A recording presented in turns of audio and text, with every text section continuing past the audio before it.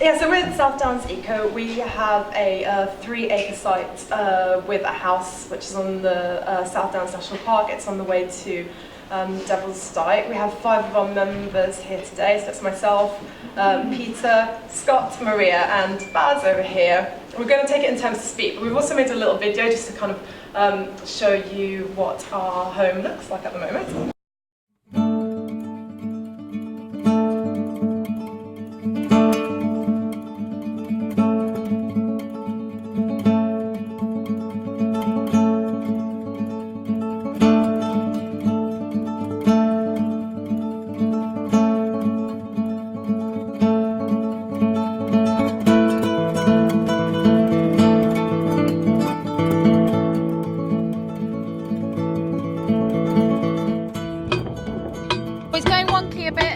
Going a bit towards Baz. Where we meant to.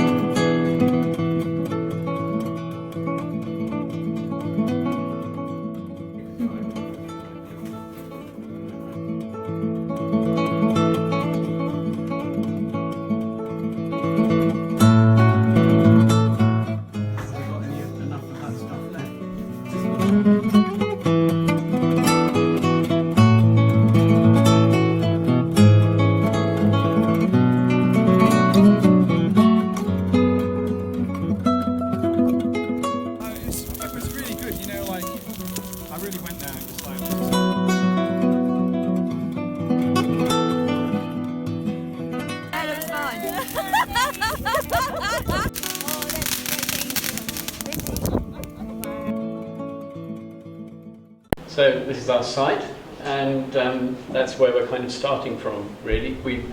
Our project started from the question about what this piece of land ought to become, and we thought maybe the sort of mansion that somebody might want to build there, or the stables they might want to make out of the sheds that we've got, probably wasn't the most interesting thing to happen. And we're kind of interested in the countryside in general. The way our countryside is completely mad. You know, we've got a mixture of kind of subsidised agriculture because we have ideas about what the countryside should look like. Same happens in the city. We have ideas about what the city should look like instead of having ideas about how we should be living and how we should be interacting and what kind of city or countryside that would actually make, which might be quite different. So we're interested as a project in exploring what the kind of vocation of this site is if it's put in the hands of the right kind of community as if it were a sort of piece of common land. So we've got these horrible sheds, which are a great opportunity, and this is the golf course and the car park that are right next to where we are. And apart from that, it's mostly kind of large-scale farming. This, as you can imagine, isn't a bit of our site. Our site is a sort of stretch there. This is our house, and those are the horrible sheds. And today we're coming out as an eco-village project. We've been kind of scared of admitting it, and we're now going to admit it. And this is an eco-village in Italy, which is our kind of inspiration, because we think if we can get all the things that we want to happen in a building that's tightened off on that site, we can still leave enough land over to do all sorts of other things, productive things or wildlife habitats that site, and that we shouldn't be scared of density even in a rural situation. When we first set up our co-op, we actually spent a couple of years having incredibly intense and kind of long-winded discussions about what was wrong with the universe. And we divided the universe into 6 kind of domains, which are represented by these things here. And we sort of spent hours and hours sort of wondering how we should reinterpret each of those things. And actually, I think it was really positive, but it remains to be seen whether it was a good investment. But so we have an idea about community, obviously, and that's an idea which includes a lot of internal diversity. So we don't think a community is a sort of glob of all the same. We think it has to be internally diverse, and we also don't think it's like a gated community that's defined by boundaries. It has to be defined by interrelationships and should be open. So that's how we think of community. Obviously we think that the planet and wildlife are really important, biodiversity, so we have a whole story about that part too. There's a personal dimension which we think is important to remember and to care for ourselves as well. It's basically fundamentally a kind of research project, because we're talking about exploring what this site might become, and also educational in terms of sharing what comes out of that.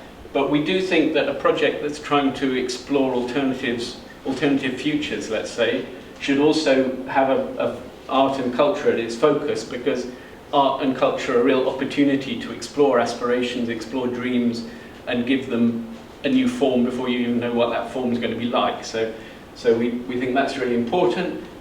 Obviously there's a sort of economic dimension to our project, but we want to think of that in a slightly different way, not being just about money, but it's about different kinds of exchange, different kinds of mutual care, and things that aren't normally thought of as an economy.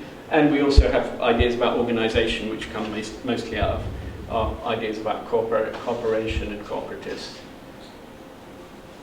And these are just a few of the concrete areas in which that kind of understanding of those domains leads us to. So we want to have beautiful buildings. We want to regenerate the landscape. We talk about regeneration quite a lot, so sustainability isn't enough. We actually want to regenerate things rather than just sort of make sure they stay the same. Wildlife habitats is also an issue about regeneration. We want there to be access from the community around us onto our site, and we want to create opportunities for volunteering so that we interact with our surroundings through those things. We want to contribute in the same way to the local economy and create livelihoods on the site, because by creating livelihoods on the site, we don't want to become a commuter settlement. There's no point, there's no justification for us being there and building places to live if we're not also going to work there. And that's linked, of course, to sustainable travel, so trying not to build the necessity for that much travel. So if we rewind to 1 year ago, yes, we had this beautiful site and with a home and this grand vision of what we wanted it to be in the future, although we hadn't officially come out yet. And however, we also had a short-term loan that needed to be repaid ASAP on the money that we used to buy the house. We also had this big plot of land, but only actually 3 rooms that could be used within the house. So therefore only 3 people we could house and only 3 rents coming in. We also had a slightly rubbish kind of heating system that wasn't going to keep everyone nice and toasty in the middle of winter on the South Downs National Park. So we realised we kind of needed to address all of these things, and at this stage that's when we kind of started getting some help from the CLT. So we had an initial meeting with Andrea just in March of last year. She kind of sat us down, we had a cup of tea, and she just kind of quizzed us on everything that had to do with our project. We kind of identified what it was that we needed to do. One of the things we realised is that we had to open up the house to more tenants, and we also had to make the home as comfortable as possible for them. And in order to do that, we were going to have to get a mortgage. And very, very soon thereafter, within the same month, that's when we got our first grant through, which is followed by a second grant. But what the first grant allowed us to do was to get all of our affairs in order and then put forward an application to receive a mortgage, which we got in December of last year from the Ecological Building Society for £160,000. And what that allowed us to do was to sort of refinance that loan that we had to repay. It allowed us to get biomass heating in the house, so we now have a pellet stove that keeps everyone nice and warm most of the time. Stop smiling, Scott. And gives us hot water. And it also allowed us to, I think you might have seen that in the little video, but it also allowed us to start work on developing a 4th room, and in 2 weeks' time we're going to have a new resident member moving in, which is... And I'm also informed that it's potentially one of the first people that's been officially housed by Brighton Hove CLT program. Yeah, exactly. So thank you very much. But yeah, kind of aside from the sort of financial support that we receive, which is obviously great. We have also received so much help in terms of expertise.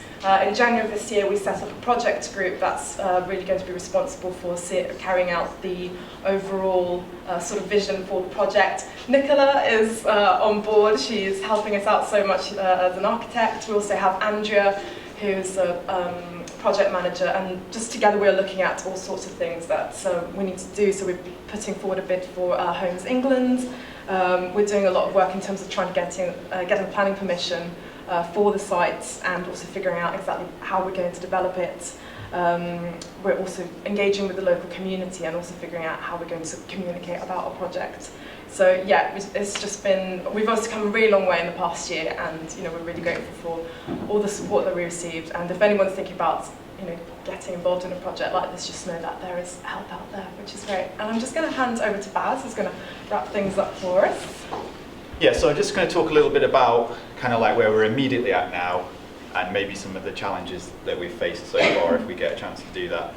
So one of the reasons you're all in this room is actually because we need you to come to our site this summer and dig. So just keep that in mind as I carry on. So we're going to, if you look maybe outside the window here, our initial plan is to create a space that's going to be probably at least twice the size of that, to grow lots of food on. It'll need to be fully deer proofed. We've got roe deer which can jump about 5 foot, so we need a 6-foot fence all the way around it. There's loads of rabbits, so we need to rabbit proof anything that we grow, and there's probably loads of problems that we haven't yet thought about. One of the things that we spent some of the grant money on was getting an ecology report, which sort of gave us some ideas about how we would deal with the land and how we can have the minimal impact on the wildlife there. So in the video there's a lot of hand scything, which sort of gives the wildlife time to react to you destroying everything. So there's that, and then there's all sorts of, like, we have to look out for ground nesting birds, and I think we've got an owl living on site, and we've got a couple of adders, and we possibly have badgers, and we possibly have bats. And we've got a stoat, which I'll just quickly tell you about the stoat, right? So the stoat runs around the garden doing this dance, right? And we were like, oh, isn't it cute? But actually, the reason they do that dance is to hypnotize their prey. They then murder their prey, they then eat the inside, and they take the skin of their prey, go into the hole that the prey was living in, lay out a little bed of its skin, and then go to sleep on it. It's not actually the cutest of all creatures, but anyway. That wasn't really on topic, but find us on Facebook though, because we do have a Facebook group. It's like South Downs Eco Facebook group, whatever. If you are interested in volunteering, we definitely want people to volunteer, and just also come up and see the place. Like, we're starting soon, but we're starting quite low key. But eventually, it's going to become, we're going to need armies of people really to try and do manage the land and grow food without, like I say, without destroying everything. So I'm just going to move on quickly and talk about the room which Fran's going to be moving in. So this is sort of thinking more about some of the challenges that we've had, I suppose. So there's basically a room upstairs which we deemed to be uninhabitable. It's quite a weird room. So we've done a complete restructuring of it, and we've put like a mezzanine floor in, and we're still not quite finished it. But one of our experiences of it is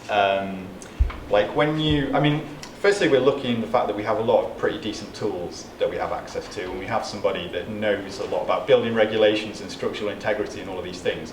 So that saved us quite a lot of time and money. But also, it's just basically consuming way more time than I think certainly I envisaged it would take. And we are still got quite a lot of work to do. So I think it seems to be that people who are maybe getting involved in renovating stuff, rather than dealing with something from scratch where everything comes in kind of prefabricated, like the last group in here, we're talking about bringing stuff in from Sweden where it's all basically pre-done, wherever it was. And that's probably like a really good idea, because like you watch videos on sort of fitting insulation, and it's like a YouTube video in a massive warehouse with like a perfect setup of saw and like a perfect, but when you're like 12 foot in the air and you're dealing with a twisted building that's been sort of not built very well and is also 30 years old, the reality of it is really, really difficult to do. So that's just one thing, like, I suppose just the groups might want to consider. it's probably definitely better to start from scratch and like get as much done outside of the site as possible and just clonk it all together. We were really keen to take that challenge to the national park and say, if you have certain policies which would make this completely impossible, but on the other hand you have a vision, and if you're going to really pursue that vision you'd have to do some things like this. So it's going to be quite difficult, but we think it's interesting and maybe even possible. Ideally, we'd like that to be a gradual process which discovered along the way what it was going to be, but of course the planning system isn't designed for that. The planning system is defined, you're supposed to kind of work out exactly what you want and get permission to do it. But the National Park is quite interested in sort of long-term master planning of usually larger projects than this, but this is sort of large in terms of the challenge of it. Yeah. They really like to kind of sit down with people early on and say, well, where are you wanting to go? And if you're applying for some specific permission, how does that, they want to see the path ahead. So that's part of the answer, and we are working with these architects who are kind of helping us just see how within the kind of the policy framework and within our vision how that site might be developed, and without being very specific about it. Especially I think with the sort of workspaces, it's really unclear what kind of workspaces we need until people start trying to do things, and it depends on who those people are and what kind of work they want to do. So it's going to be quite a gradual process, but yeah. So like a process thing. Yeah. Thank you. As far as that's possible, yeah. Brighton and Hove Community Land Trust supports groups of people who want to create their own community-led housing projects. Join us at bhclt.org.uk.